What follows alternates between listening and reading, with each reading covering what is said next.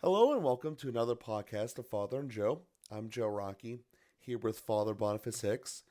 And Father, where we left off yesterday's episode is we were having a discussion about you need something to live for. Whether that be I want to live to witness a specific event, such as taking my daughter down the aisle, or I want to see my son graduate, something like that. And we've seen that people are much easier to relate to things that they can see in their own world. We've witnessed graduations, we've witnessed weddings, and we can imagine ourselves being in a different role. For instance, before my wedding, I was in a wedding party and I was a best man. I was able to envision what it would be like being the groom. And that element of having seen something and being able to witness it can give us a purpose to move on for. As the example you gave us in the last episode was the doctor who made the realization that people would die before dying. They'd almost mentally or physically quit and then pass away because they didn't have a purpose to live for. And where I'm tying this into our episode is that so many of us out there can very easily visualize a material event or a material thing. I want to own X amount. I want to do this, that, or the other. But we have a very difficult time combining that with the person of Christ. Some of us can do the abstract feelings of presenting love, and as we discussed many times, God is love. But as far as taking it and pinpointing it to Christ, I think that many of us out there have a fundamental difficulty with that.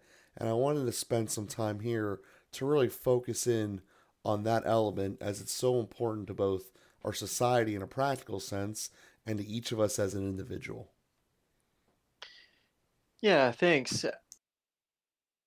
I might need some further clarification, but let me launch off in a direction that I think would be helpful for us, and I think is responding to what you're getting at, Joe. And I like the example of the man who is living to walk his daughter down the aisle. And if I can tie that example into where is Christ in that, I think that helps us to understand that Jesus, God is involved in uh, all of the things that He has brought into our lives, in the sense that how did this person get married? Why did this person have a daughter? Well, that's all part of the will of God. The will of God provided for that man's marriage. The will of God provided for that man's child.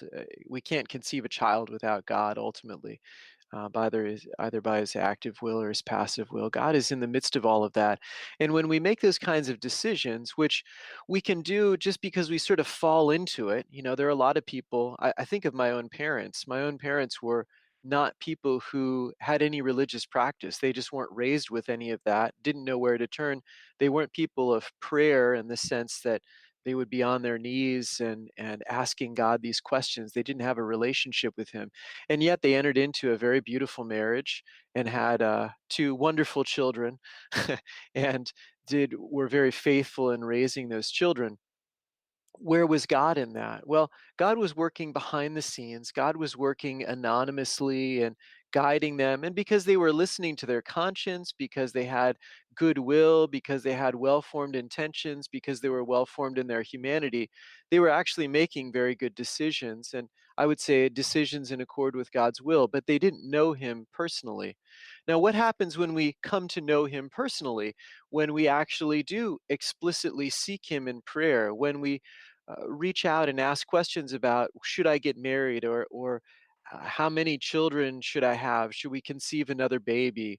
When we seek God and make Him explicitly a part of our lives and a part of our relationships, it helps us tremendously because we start to see that it's not just a working out of some kind of biological necessities. We're not just sort of uh, moving along like animals attracted to a person, copulating and forming offspring. that there is a greater purpose to all of this. There's a greater meaning to all of this. There is a divine logic, a divine plan. We're part of a bigger picture. And we start to get that when we start to make God more explicitly a part of our lives. And so, uh, that man who wanted to see his walk his daughter down the aisle, and so he battles with his cancer, and he works as best as he can to uh, make it out of the hospital and to be there for her as the wedding is approaching. He has some joy to do that. That's certainly a very there's something very natural in that. There's something of his own experience, and we might even accuse him of being somewhat selfish in that. But he could be very generous in that. I would like to think that he wants to be there for his daughter, but we can also look at that in a divine sense and say he wants to live out the vocation that he's been given by God, and he wants to play the role that has been entrusted to him in the divine plan, which is to be a father to this daughter and to help her enter into her vocation of marriage. And so there's a greater purpose in all of that. He's living not just for himself in the experience of being with his daughter, he's living for his daughter, and he's also living for God. And so kind of zooming out a little bit and seeing how God is unfolding a plan in our lives and the things that He's entrusted us with helps us to see all of that a little bit more clearly. So I know that I'm hesitant to speak too much about my parents. It's not their podcast, and I'll speak more about myself and be vulnerable myself. But just to say, as my parents came to know God, after, much later on in their marriage, they could recommit to saying, wow, we see that not only was this our desire to come together, but we really see that there was a bigger purpose in this to come together in marriage. And as my father had to let go of my mother in her time of dying, he could see that his commitment to her, which was absolutely from his heart and with his whole mind and body and soul and strength, uh, he could see that that commitment to her, which is very personal,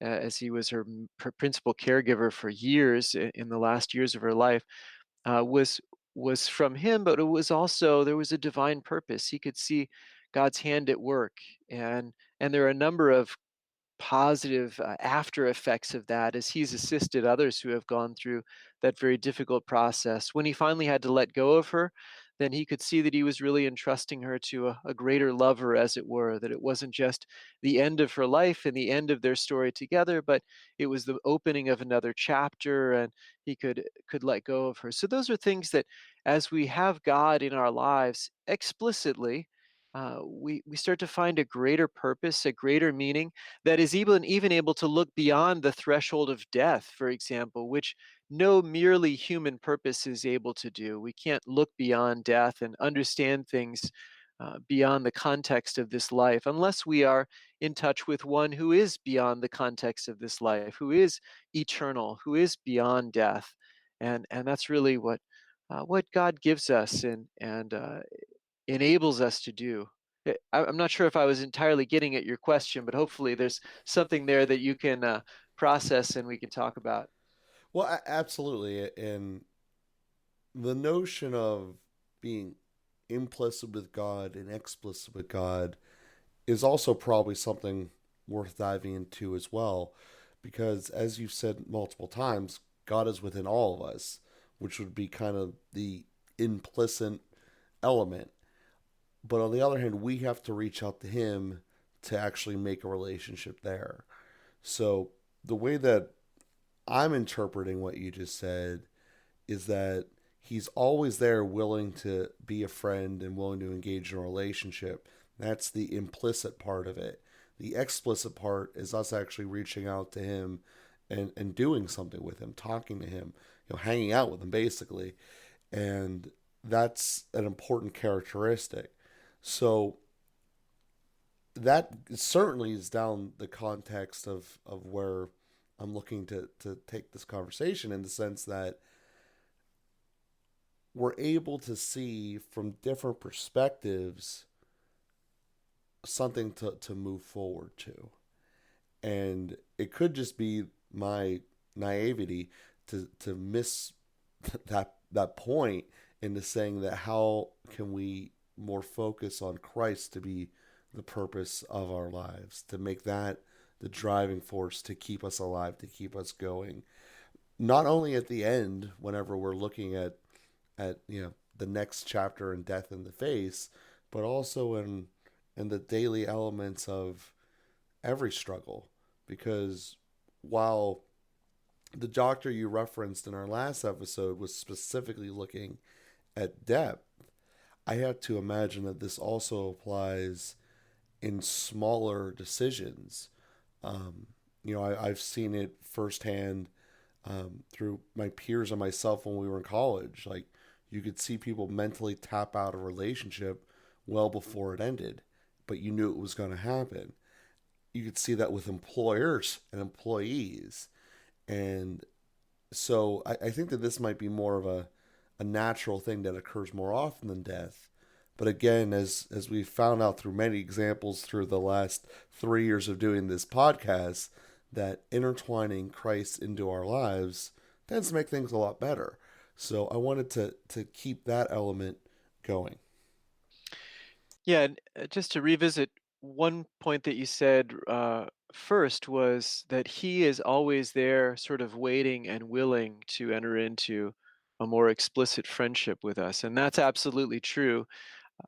I have to take it a step beyond that, and you weren't implying anything else, but it's worth making explicit that not only is he there waiting and willing, he's actively working. And that's the beautiful thing. As I was describing my own parents, they didn't sort of accidentally do the right thing.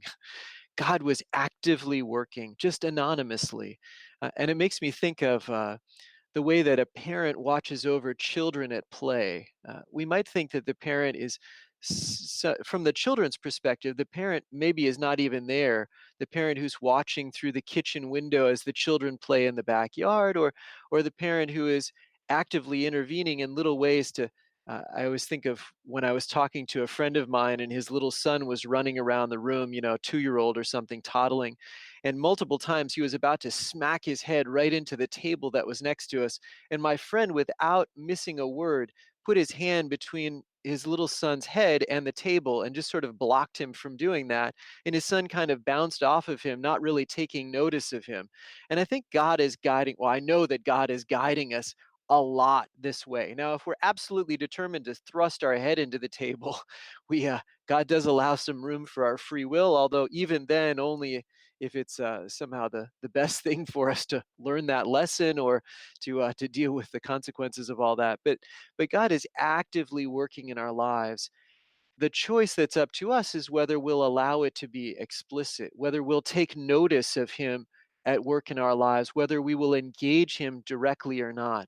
But He is constantly working to bring us to the fullness of happiness, to the fulfillment of our purpose, to the fullness of life in His Son. And so, uh, our choice to engage him, and I could say that again with my parents. God was constantly reaching out, forming them, shaping them, guiding them because they were listening to their conscience and trying to do what was good. That is written in our humanity, although gets clouded over by original sin. It gets distracted by our society, our world today, but they were seeking to do good, and so steadily he was drawing them closer to himself. And then a time came that through a local church, and then the influence of their two sons who both came to this explicit relationship, that eventually they also came to a place where they could acknowledge God, that they could call him by name, that they could pray more explicitly, that they could worship together in a church community and those kinds of things. But God is always drawing us toward that because that's the fulfillment also of our person, is to know him, to actually have a living relationship with the living God. Our life is better when we have that. And so God provides that as part of our integral human fulfillment. And but he doesn't force it on us. And that's the point that you also were making in saying that he's waiting and willing. He's always ready, but he's never forcing. And so he gives us room for freedom. But as we come to know him and we make that relationship more explicit in our lives, then there's a great benefit to that, and it has ramifications in everything that we do. You make a great point that Viktor Frankl, Dr. Viktor Frankl, who is a doctor of psychology and developed the psychological approach of logotherapy, helping people to find a meaning, and in that meaning to find hope, and in that hope to push through even great difficulties in life. That he helps people to stay in.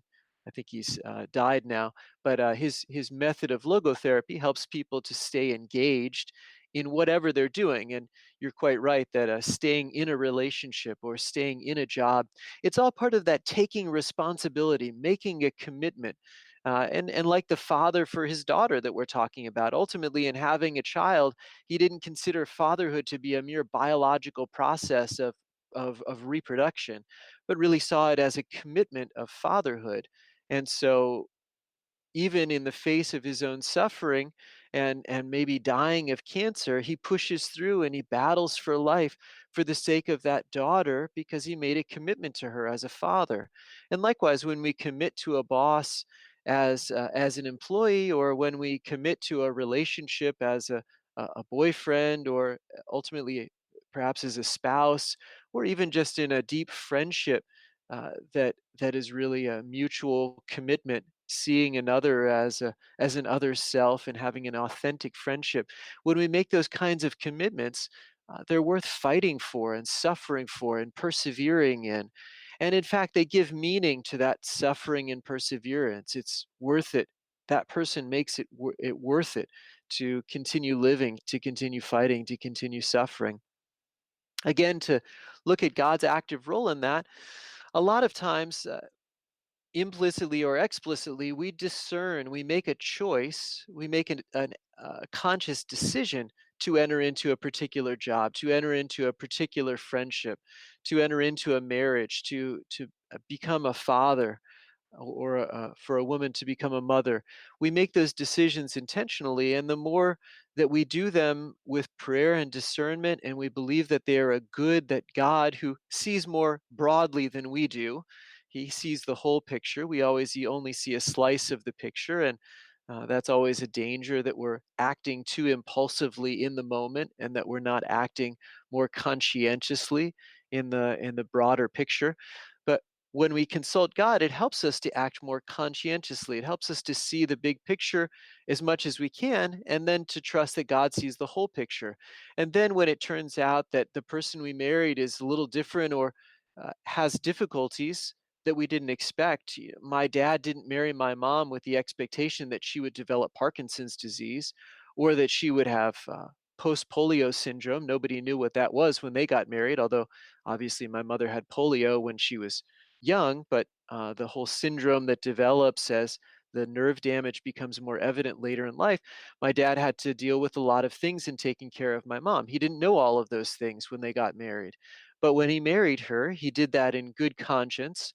If he had been a man of prayer, if he had known God more explicitly, then he could have also asked God about that and had the reassurance in prayer that that was part of God's plan. And then when things got rocky, now my dad has a very strong sense of integrity and commitment, and all of that is, formed by God and His goodwill. But uh, if he had known, if he had prayed, as I can say I did in entering into my own vocation, when things are difficult, I can go back to those moments where I said, I really believe that God called me to this life, to be a Benedictine monk and to be a Catholic priest. And even though things have gotten so hard in the church, things have been maybe difficult in the monastery, we're facing different trials. Soon we're going to elect a new abbot. We'll have to have some podcasts about that after May 13th. God willing, I'm not that man. But in any event, whatever happens, I can fall back on that conviction that God called me to this life. And so when there are difficulties that come, I can persevere through them because there's a meaning to this. I don't even necessarily know exactly what the meaning is, but I know that it's good because God willed it. I know that He'll help me because He loves me and because I'm trying to carry out His will. And so that gives us a conviction. When God is explicitly a part of things, it gives us a conviction to move forward, and the trust that there's really a greater purpose in the things that we're doing. And that's something I think that, on the one hand, it's very easy to grasp, yes. But on the other hand, is very hard to contemplate that there's someone out there who's continually and always willing to be there for us, and all we have to do is attempt. And from that knowledge to be the purpose to willing to reach towards it and to listen to those voices, and they will translate into actions. As you were saying a couple times there, your conscience kind of guides you, and that is almost like a radar beacon of, okay, this is God's way of guiding you. There's a lot of basic pillars, right and wrong, that doing that will put you down the path towards God. And then to get further down the road, hitting different mile markers, it's some of the other things we've talked about in this podcast over the years. Having love, living a virtuous life, things of that nature.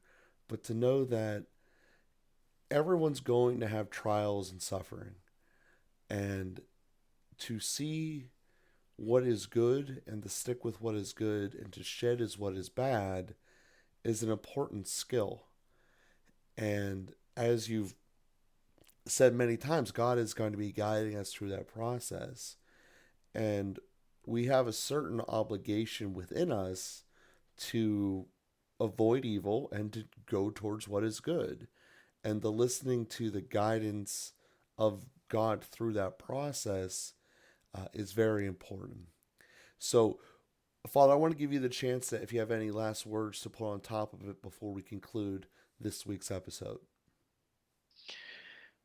Yeah, I guess maybe just an encouragement for our listeners to be more explicit in their own relationship with God. It really just makes such a big difference in our lives when we seek him directly, speak to him, cry out to him, lean on him, even get to the point that we can say, God, you got me into this mess.